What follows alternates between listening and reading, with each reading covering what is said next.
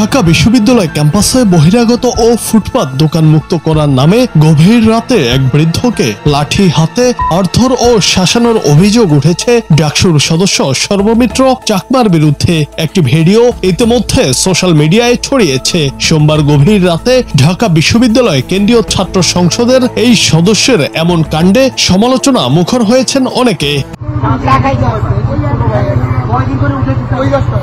ওই বৃদ্ধকে তাড়ানোর সময় সর্বমিত্র চাকমা ও প্রক্টর অফিসের ৩ নিরাপত্তা কর্মীকে সে সময় ঘটনাস্থলে দেখা যায়। ভিডিওতে দেখা যায় তাদের মধ্যে প্রক্টোরিয়াল বডির সদস্য লেখা জ্যাকেট পরিহিত একজন লাঠি দিয়ে আঘাত করেন, যা হাতে থাকা ব্যাগ দিয়ে ঠেকাতে দেখা যায় ওই বয়োজ্যেষ্ঠ বৃদ্ধকে।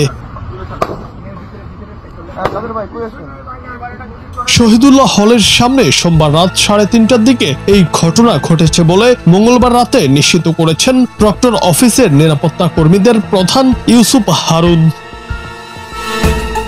তবে এই বিষয়ে ব্যাখ্যায় সর্বমিত্র চাকমা ফেসবুক পোস্টে লিখেছেন যে বৃদ্ধ লোকটিকে দেখছেন, আমি শুরুর দিন থেকে এই লোকটিকে সেই মেট্রো স্টেশন থেকে তুলছি প্রতি রাতে। লোকটা ক্যাম্পাস ছেড়ে যায় না। ওনার সাথে আরো একজন আছে, তিনি আরো বৃদ্ধ, উনিও মাদকাসক্ত।